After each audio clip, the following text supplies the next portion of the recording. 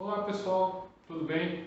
Antes de mais nada, deixa eu estar aqui me apresentando para vocês, tá?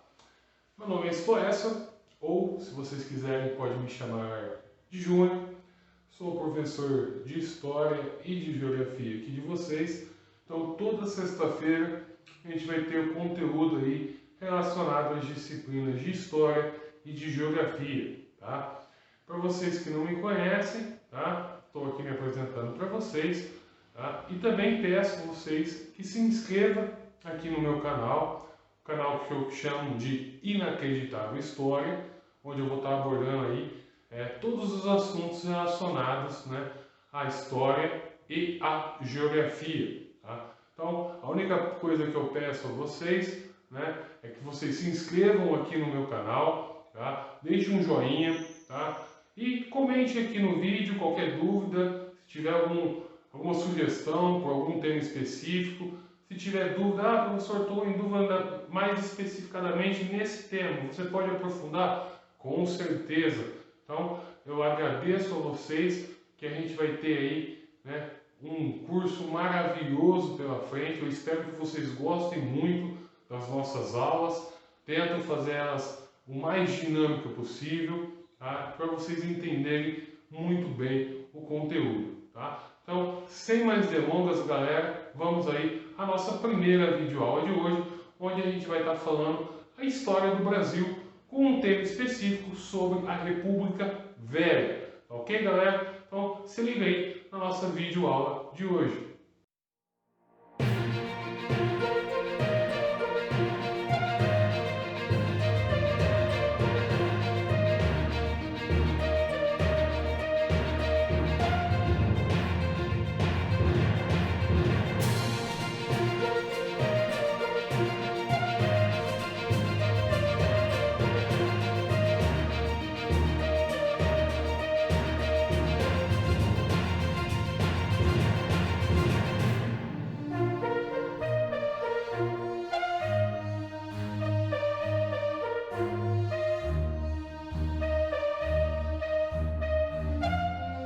E aí, pessoal, beleza? Falei para vocês na introduçãozinha do vídeo que a gente vai estar falando aí hoje, né, sobre o Brasil republicano ou a história do nosso bom e velho Brasil. Tá? Então, vocês devem estar se perguntando, mas professor, a história do Brasil a gente já conhece, né? Foi descoberta por Pedro Álvares Cabral. Tudo bem, essa é a história, tá? O início de tudo. Mas, o que a gente vai estudar hoje? Período de república. A gente não vai entrar em maiores detalhes, né, sobre a questão do período monárquico aqui no Brasil, Dom Pedro I, Dom Pedro II, coroa portuguesa, não. A gente já vai entrar de fato, né, no período onde nós consideramos o período da República. O Brasil como República, sem aquela denominação de Portugal, de colônia portuguesa. Então aí a gente tem um marco, né? Logicamente a proclamação da República, nessa imagem que eu coloquei para vocês aqui do lado, tá? Então a gente vai falar muito sobre o Brasil republicano. Então por onde começar? Primeiro, o que foi, né, o Brasil republicano? Nada mais é que várias forças daquela época se uniram, né, para proclamar a República, ou seja, deixar o Brasil de ser uma colônia de Portugal e, a partir daquele momento, se tornar uma república independente. Então, ali uniram-se várias camadas da sociedade, tá? O exército, os fazendeiros do café, as camadas médias da população urbana, e elas se organizaram de uma forma conjunta para montar ali um governo provisório. Aí esse governo provisório ele vai ter como liderança, né, o Marechal Deodoro da Fonseca. E essa foi a primeira administração de um novo regime, né, que começou a ser instalado aqui no Brasil, onde, né, teve como principal interesse conciliar, né, todas as classes sociais, todos os grupos sociais pertencentes aqui no Brasil. Tá? E esse governo provisório, como que ele fica determinado? Tá? A gente vai ter algumas nuances aí, né, desse governo provisório, algumas características interessantes. Primeiro, vai se tornar o Brasil, vai ter federações, né? Ou seja, os seus estados, as províncias brasileiras, né, foram se tornaram estados membros da federação. Qual que é a federação? É o próprio território brasileiro como uma nação soberana, né? Ou seja, quando você obtém essa federação, esses estados membros, o próprio Estado ele vai ter uma maior autonomia em relação ao governo federal, né? E também a gente vai ter a criação de um Distrito Federal, uma capital do nosso Brasil. Tá? Então aí a gente vai ter, né, esse desmembramento, vamos colocar dessa maneira, esse desmembramento, né, que vai receber o nome de Distrito Federal. Outra coisa muito importante que vale ressaltar no período desse governo provisório é a relação entre Estado e Igreja. Até porque, antes do período republicano, era muito comum a gente ter a Igreja, né, como maior conciliador do governo, digamos assim, ou o maior influenciador. Aí o que acontece? A gente vai ter, a partir de agora, a partir do momento em que o Brasil se torna uma república de fato, né, ela vai ter uma separação. A partir desse momento, o Estado ele começa a ser laico. Tá? Ou seja, o Estado não vai interferir tanto na igreja, tanto que a igreja também não vai interferir tanto nas questões políticas de Estado. Tá? Então, a igreja ela passa a ter uma autonomia maior em relação ao governo. Ela começa a funcionar desmembrada, separada do governo. Em consequência desse desmembramento ou dessa separação entre igreja e Estado, a gente vai ter o quê? Os cartórios de registro civil e de nascimento e de casamento. Até porque, até determinado momento da nossa história, isso era feito somente pela igreja. Só a igreja que fazia os casamentos, né? E a questão dos registros de nascimento. Era a igreja que tomava conta disso tudo. Outra questão importante desse governo provisório, que é o processo de transição que a gente coloca do período da monarquia até chegarmos à nossa república, né? Todos os estrangeiros que estavam residentes no Brasil naquela época seriam, né, legalmente considerados cidadãos brasileiros. Só não seria quem não quisesse ser naturalizado, ou seja, ele deveria manifestar a sua vontade de continuar, né, exercendo a sua cidadania antiga. Exemplo, eu sou imigrante italiano. A partir do momento que é instalada a República no Brasil, eu posso exercer o direito de ser um cidadão brasileiro de fato ou permanecer com a minha cidadania antiga. Tá? Então, ficaria ao meu critério. Se eu quiser ter a minha cidadania italiana, eu continuo sendo um imigrante italiano, só que aqui residente no Brasil. Eu tenho origem italiana, eu não sou um cidadão brasileiro de fato. Então, teria que manifestar essa sua vontade. Outro ponto interessante também é a questão da bandeira da República, né? Pois uma nova República sendo criada, ela precisava de uma bandeira. Então, uma nova bandeira foi criada para substituir a antiga bandeira do Império. Tá? E o lema é muito interessante, né? Vocês conhecem esse lema que permanece até hoje, que é ordem e progresso. Porém, né, qual que é a origem? Né? Primeiro, a gente baseia nos ideais lá da Revolução Francesa. Né? Não tem muito a ver com o que a gente está estudando, mas vale ressaltar.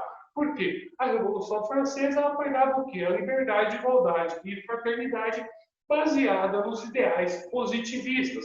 Ou seja, ela prega o amor próprio, a ordem por base, tá? E, por fim, o progresso. Ou seja, o amor à pátria, tá? A ordem, né? Ter ordem nos estados, na federação, e o progresso de caminhar sempre para frente. Ou seja, levando as questões positivistas além do alcance, certo? E, por fim, né, há uma Assembleia Constituinte. E essa Assembleia Constituinte, ela convoca para elaborar a Constituição da República, até porque vivíamos em um período monárquico, sob o regime da coroa portuguesa.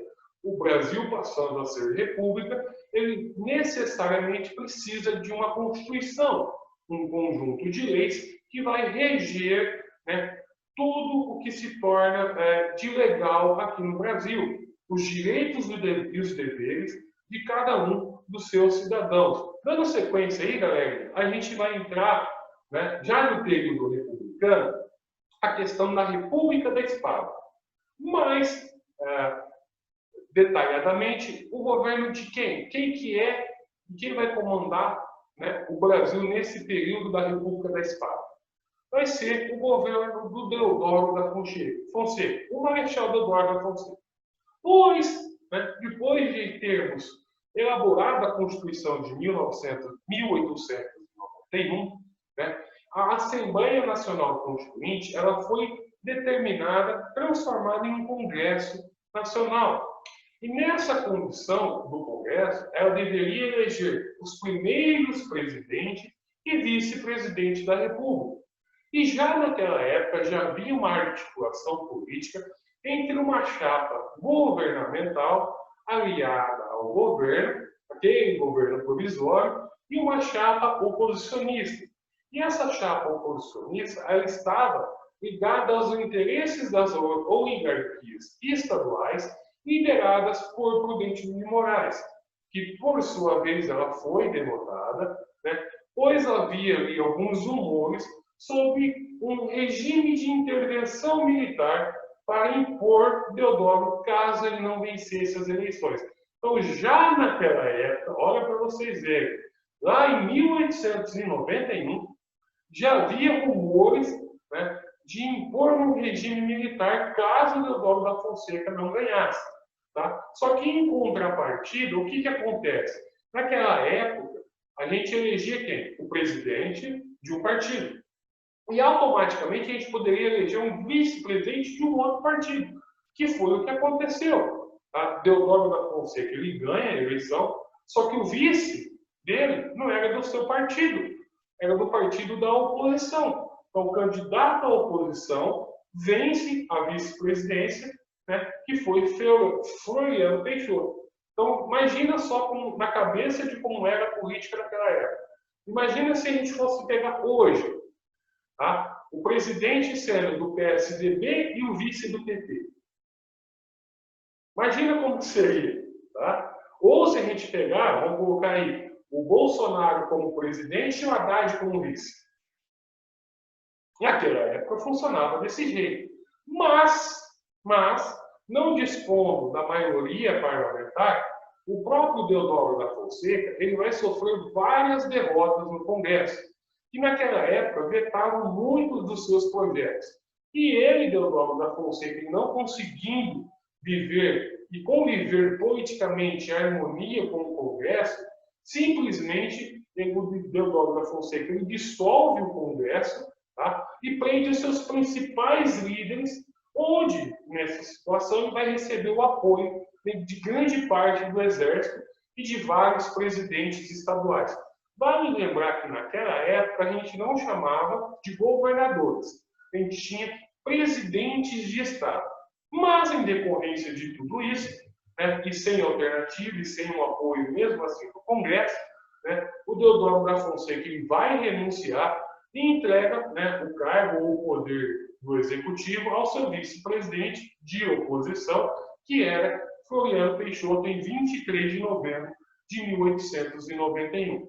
A partir desse momento, a gente já vai ter o governo de Floriano Peixoto, que durante o seu governo, né, ele vai adotar uma política econômica e financeira voltada ali para a industrialização. Já pensava-se naquela época na industrialização, né? Uma política ali voltada, né, para o avanço, como a gente disse, o negócio da bandeira brasileira, né, o progresso voltado para a economia. E qual seria essa política econômica que o ministro Cerzedelo Correia desenvolveu no governo Floriano Peixoto? Primeiro, o que ele vai fazer? Vai colocar ali algumas tarifas protecionistas e algumas facilidades de crédito. Porém, né, essas tarifas e essas facilidades, elas sempre vinham acompanhadas de algumas medidas para controlar o processo inflacionário e também impedir a especulação. Tipo, eu tenho um terreno, ele vale 5.000 reais. Tá? Só que você faz uma especulação nesse sentido, valorizando o seu terreno. Então você faz uma especulação, e supervaloriza. Isso era impedir esse tipo de especulação, para que você não ganhasse mais. Ao mesmo tempo, o que a gente teria naquela época? As mesmas oligarquias que apoiaram o golpe para a derrubada do Deodoro da Fonseca passaram também a fazer oposição ao Floriano Peixoto, fundamentando naquela época no artigo 42 da Constituição, que dizia, abre aspas, se no caso de vaga, por qualquer causa à presidência, não houver decorrido 2 anos do período presidencial, proceder-se a novas eleições, o que não ocorreu, pois a oposição a Floriano ocorreu também entre todas as patentes do Exército. Ao todo, 13 generais elaboraram um manifesto em que declaravam que o governo de Floriano Peixoto inconstitucional, por esse mesmo fator, de não ter completado 2 anos de mandato. Né? Só que o que aconteceu? Esses 13 generais, eles foram punidos e foram afastados do seu cargo. Até o fim de 1894, haveriam ainda mais 2 acontecimentos graves aqui no Brasil. A Revolução Federalista e a Revolta da Armada. Ok? Dando sequência, galera, a gente passa, né, do governo ali de Deodoro da Fonseca e Floriano Peixoto, onde a gente vai entrar num período da história chamada República Oligárquica. O que seria, de fato, essa República Oligárquica? Depois de 1894, os militares deixaram o poder, né, o Brasil, a burguesia cafeeira, ela vai tomar conta da política. Terminava ali, por fim, né, o período da República da Espada. Iniciava-se o período da República das Oligarquias. Embora essas instituições, né, tivessem se transformado na transição do Império para a República, tá, o poder continuava sempre nas mãos das oligarquias, que eram formadas por quem? Aqueles grandes proprietários de terra, né, mantendo ali o caráter da agricultura, a monocultura, aqueles grandes latifundiários, os grandes, né, proprietários de terra e também o grande exportador da nossa economia. Até porque naquele exato momento a gente não tinha tanta tecnologia ou tanta indústria assim. Consequentemente, né, o nosso Brasil continuava a depender economicamente, né, dos Estados Unidos e das nações europeias. Porém, essa oligarquia formada pelos proprietários do café paulista já era, até mesmo antes do período da República Oligárquica, a principal força econômica da sociedade brasileira, que era representada pelo Partido Republicano Paulista, da sua sigla PRP, pois os cafeicultores aspiravam a controlar o governo de uma forma de organizar toda a vida política e econômica em torno do café, que naquela época era o principal produto de exportação brasileiro. Aí a gente entra, né, essa República Oligárquica, a gente entra na República Café com Leite.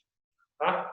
Essas oligarquias estaduais, como eu disse, elas eram lideradas pelos fazendeiros paulistas e eles conseguiram chegar no poder. Né? E aí conseguiu colocar em prática suas ideias federalistas, as suas ideias voltadas para os seus estados. Né? O que acontece? Após a eleição de Prudente de Moraes, essas oligarquias impuseram suas linhas de organização ao governo. Ou seja, adotando algumas medidas que protegiam os interesses agrário-exportadores dos cafeicultores, ou seja, valorizando cada vez mais o produto que era o café. Só que essa supremacia, né, de São Paulo e Minas Gerais, os dois estados mais poderosos da nossa política nacional, ficou conhecida como política do café com leite. Logicamente, uma referência aos principais produtos desses dois estados. São Paulo, que tinha como produto base o café, né, e Minas Gerais, né, o leite. E, em decorrência disso, alternavam-se no poder. Né? Ou seja, outrora o presidente do Brasil era do estado de São Paulo, outrora o presidente do Brasil era de Minas Gerais. Por isso, né, a República Café com Leite. Em consequência disso, a gente vai ter ali um grande, né, cafeicultor paulista, e foi o segundo presidente civil da República durante 1898 a 1902, que era o Campos Salles, né, que foi um dos principais idealizadores do sistema de alianças, né, que foi organizado ali entre os governadores de estado ou os presidentes de estado, né, e o governo federal, uma forma de você evitar a oposição, tá? Ou seja, para aprovar todas as leis, todas as medidas protecionistas ao produto que era o café e o leite, e como que eu posso dizer, esse sistema de alianças, né, ficou conhecida como política dos governadores. Ou seja, é do toma lá, dá cá. Você me dá, eu te dou a contrapartida. Então fica esse jogo de troca de favores aí, algo que a gente conhece muito bem também se a gente colocar em prática as políticas atuais. Dando sequência, durante o período, né, da República Café com Leite, a gente vai ter aí algumas particularidades. Por exemplo, o coronelismo, né, foi um dos movimentos mais característicos e sociais da República Velha. Pois o quê? Os grandes cafeicultores mandavam no país. Eu sou o grande cafeicultor. Eu tenho lá na minha fazenda, né, sei lá, 1.000 funcionários. Então, eu vou obrigar esses 1.000 funcionários a votarem no meu candidato. Ok? É muito simples. Então, o voto naquela época, né, não era aberto a todo mundo como é nos dias atuais. Por quê? Uma ampla parcela da população poderia ser uma arma importante no processo de transformação da sociedade. Só que o que acontece? A falta de interesse político ou a falta do estudo da política das camadas mais pobres da população, né, ficou fácil para esses grandes, né, proprietários de terras, os coronéis, né, utilizar ali da forma de violência, né, como forma até de barganhar a questão do voto. Tá? Ou seja, você alia aquela pessoa que não tem tanta instrução política e faça com que ela vote no seu candidato. O coronel, por sua vez, ele tinha um poder muito maior ainda sobre os números de eleitores, pois era uma forma que ele assegurasse, né, para os candidatos das oligarquias estaduais, né, que ficassem no poder. E esse tipo de voto forçava o eleitor a apoiar o candidato do coronel local, o que a gente conhece e a gente destaca como que o voto de cabresto, tá? Aquele voto obrigado. Diga-se de passagem, é o que se a gente pegar na política de hoje em dia e falar assim, toma R$ 50 de combustível, você vai lá e vota em mim. Ou em troca de uma cesta básica. Isso nada mais é do que um voto de cabresto, onde as pessoas que não têm tanto conhecimento político ainda, né, se sujeitam a esse tipo de sistema. E além do voto de cabresto, os coronéis eles ainda utilizavam de fraudes para vencer as eleições. Falsificavam documentos, né, para que menores pudessem votar, para que analfabetos pudessem votar, até pessoas mortas eram inscritas para poder votar. Se hoje a gente reclama de fraude nas eleições, imagine naquela época.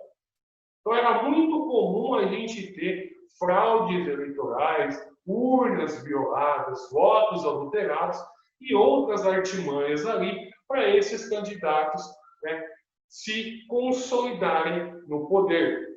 Pessoal, dando sequência aí na nossa aula, né, a gente vai abordar o que agora? Período econômico dessa antiga república, período republicano. Ali vale destacar mais uma vez, né, que o café era o principal produto, né, de exportação aqui no nosso Brasil, onde ele representava mais de 50% de tudo que era exportado para fora do Brasil. Só que somente a partir do início do século XX, a economia cafeeira ela vai começar a enfrentar algumas crises ali durante o período. Por exemplo, a questão da superprodução, ou seja, todo mundo ia plantar café. Todo mundo plantava café. O que vai ocasionar com isso? O preço vai cair e você vai ter um estoque muito exagerado, né, do produto em si, que era o café. E nesse momento, nessa atual conjuntura, os países capitalistas, ali como Inglaterra, Holanda, investiram em outro tipo de produto, no cultivo de seringais, ou seja, na borracha, desenvolvendo ali um plantio especialmente planejado para o aproveitamento industrial, ou seja, aproveitar a borracha nas indústrias. Porém, esses países, em pouco tempo, superaram, né, o primitivo extrativismo que era praticado aqui no Brasil. E a partir de 1920, a borracha brasileira praticamente já não tinha mais lugar no mercado internacional.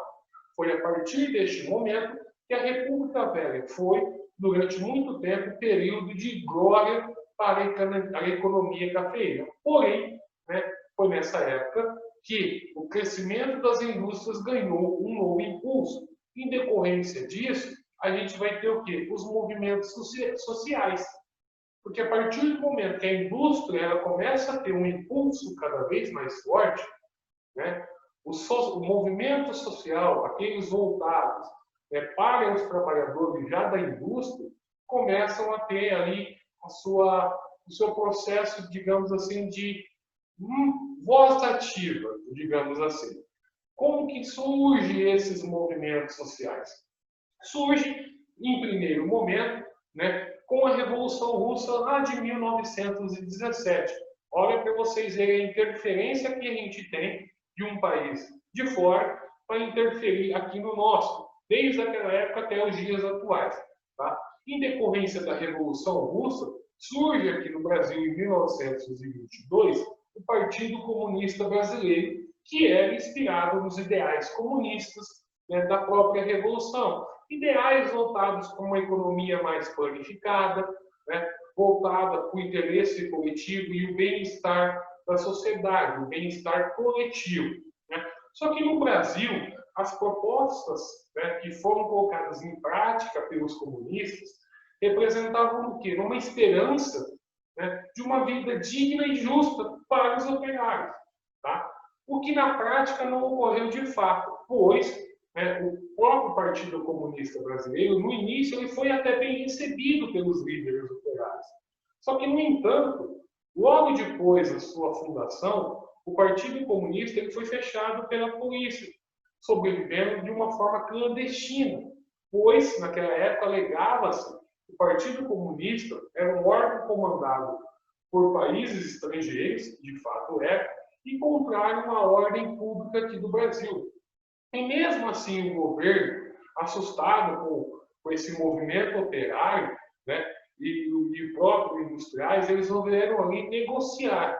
Ou seja, vamos abrir um diálogo para que a gente possa negociar melhores condições de salário e condições de trabalho. Até porque, vale ressaltar que naquela época, as condições de trabalho, né, dos trabalhadores operários eram muito precárias. Você não tinha as leis trabalhistas que a gente tem hoje, né, a questão de férias, descanso semanal, jornada de trabalho, a gente não tinha nada disso.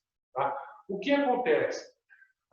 Com essa tentativa de diálogo, né, prometeram essas melhores condições e que assumiram o compromisso, né, de não punir essas pessoas que faziam guerra naquela época, caso todos voltassem à normalidade do trabalho. Porém, todas essas concessões elas eram provisórias, pois não havia um certo interesse de quem da classe dominante de melhorar a condição social dos trabalhos. E vou fazer um adendo particular nesse momento. Por quê? se nos dias de hoje vivemos já em condições desumanas, imagine naquela época. Então era muito complicado você ser um operário no Brasil lá no início do século XX, tá? Em decorrência disso, desses movimentos sociais, né, a gente vai ter algumas revoltas que eu vou destacar para vocês, tá? Primeiro, a gente vai ter a revolta da vacina, né? O que foi essa revolta da vacina? Ela foi basicamente assim, né? Alguns projetos, né, elaborados pela elite da política brasileira não levou em conta muito o interesse da camada mais pobre, digamos assim, da população brasileira. Foi o que aconteceu no Rio de Janeiro, pois a demolição de cortiços, né, no centro da cidade, desalojando famílias, dizendo que aquele local era impróprio para aquelas pessoas morarem, porque elas não eram dignas de morar naquela localidade, afastou os operários, os trabalhadores, né, das proximidades do seu local de trabalho, destruiu tradicionais espaços populares da sociedade e provocou ali, né, uma espantosa alta no valor dos aluguéis. Contudo, o clima naquela época era de tensão quando Oswaldo Cruz colocou em prática o seu plano da vacina obrigatória. Somado isso, né, a tudo isso, a questão da desinformação e os efeitos reais da vacina, né, juntou aí nessa revolta, onde a principal razão dela foram as condições de miséria que as elites dominantes impunham sobre a população. Então, aí a gente tem a revolta da vacina. Dando sequência, a gente vai ter a Guerra de Canudos, tá? Em decadência, né, nordestina, né, no Nordeste brasileiro, com a questão da crise econômica que iniciou lá em 1870, uma série de anos de seca, que só foi piorando toda a situação, né, dos então pequenos proprietários de terra ou pequenos lavradores, trabalhadores livres, né, que se encontravam ali na proteção, né, de quem? Dos grandes latifundiários. O que acontece? Com essa crise, eles se viram abandonados, ou seja, eles não tinham, né, o apoio dos governantes. Tá? E um dos efeitos dessa crise foi o quê? A formação de um grupo de cangaceiros, num ato de rebeldia, né, que começavam a atacar e saquear as vilas, cidades e fazendas da época. E a gente sabe, né, o mais famoso bando de cangaceiros foi o do capitão Vigorino, ou vulgo Lampião.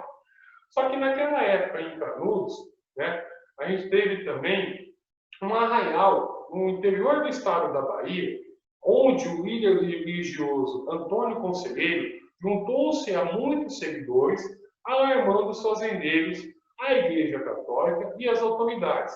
Neste caso, o que a gente teve como consequência? Foram mobilizadas inúmeras forças, né, repressivas contra esse arraial. Em decorrência do fato, né, Antônio Conselheiro, foi considerado um perigoso monarquista pelos representantes da República instalada. Ou seja, era uma forma de fazer uma oposição ali que Antônio Conselheiro exigia, né? Exigia não, que ele exercia naquele determinado momento da política republicana aqui no Brasil. Outra revolta ou outra manifestação popular conhecida, agora já mais ao sul do Brasil, foi a Guerra do Contestado. Tá? Mais especificadamente, né, a região, no caso, ela estava reivindicada por Santa Catarina e pelo Paraná, onde a população mais pobre ela sofre com o impacto da modernização, pois a construção da estrada de ferro Brazilian Highway e a implantação da Southern Lumber, tá, ambas de empresas norte-americanas, expulsavam os pequenos poceiros e os pequenos proprietários de terra dos locais onde eles viviam, beneficiando a quem? Os grandes latifundiários, que aproveitaram dessa situação para aumentar ainda mais suas riquezas e suas propriedades de terra.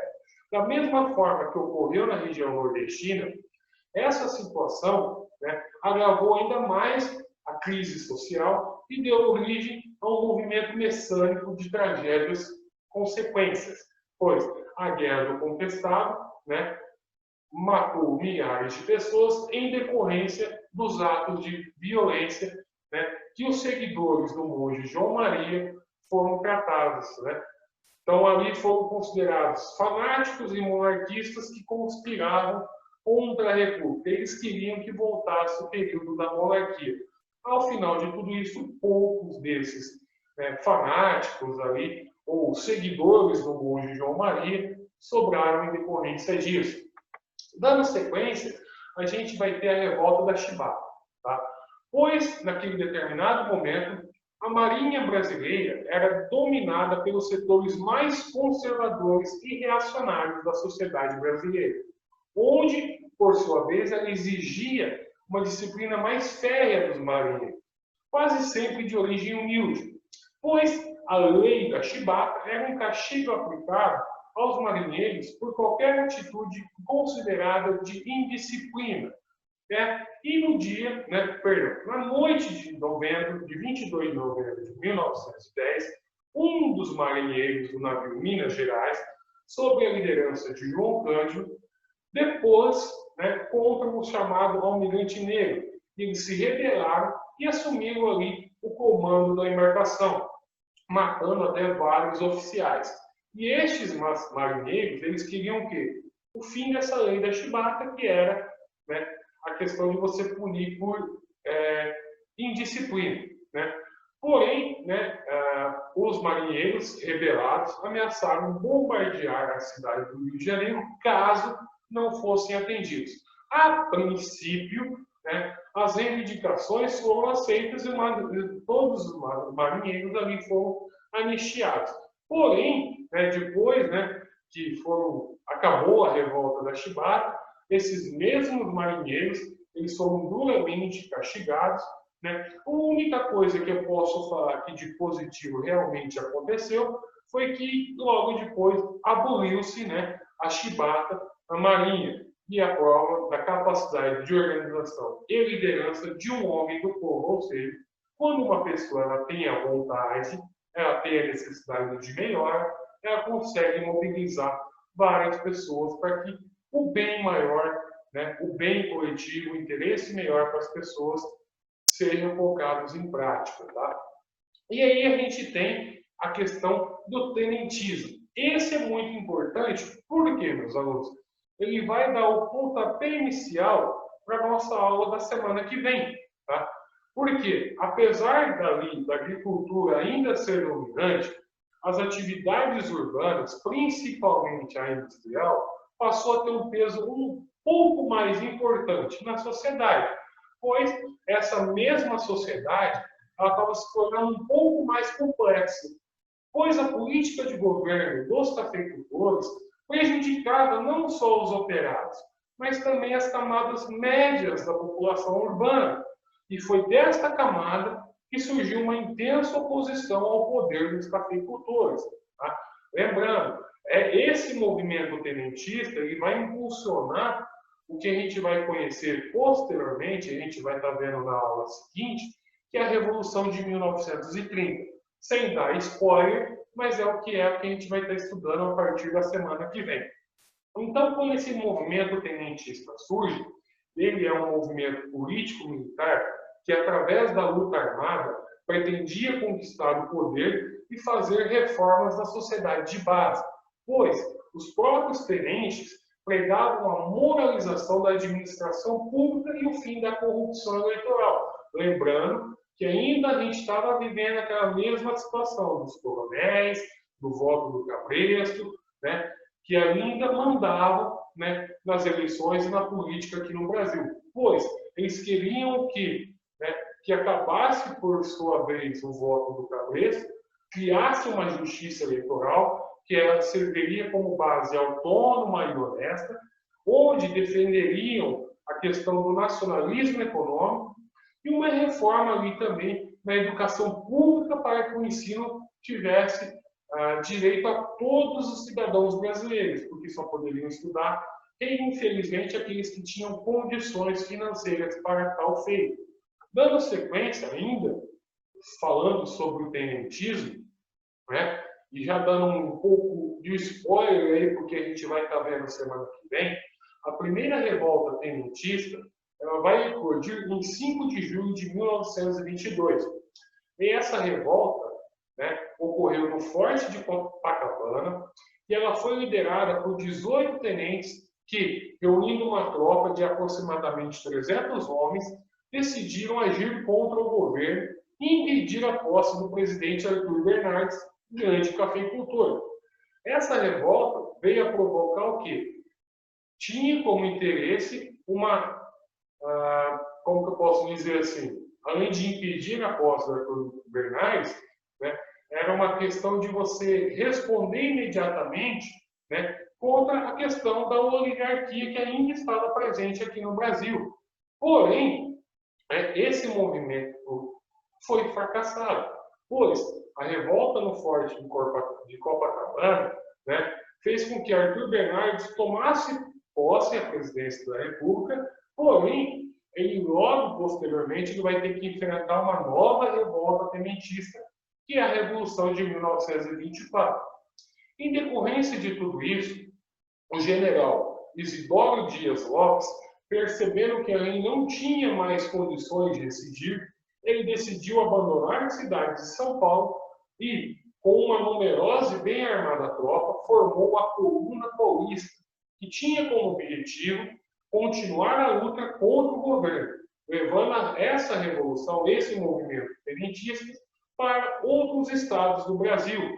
E a Coluna Paulista ela seguiu em direção ao sul do país, onde encontrou uma outra coluna militar liderada por um jovem capitão do exército, Luiz Carlos Prestes, que ficou conhecido ali como Cavaleiro da Esperança. Galerinha, espero que vocês tenham gostado da nossa videoaula de hoje, que a gente falou aí sobre a República Velha, o período antigo da República, né? Ou o período da história do Brasil um pouquinho mais antigo. Então, espero que vocês tenham gostado. Se inscreva aqui no meu canal Inacreditável História, deixe o seu joinha, qualquer dúvida, deixe aí nos comentários que eu estarei respondendo para vocês diretamente. Falou, galera? Um forte abraço e a gente se vê semana que vem aqui no Inacreditável História.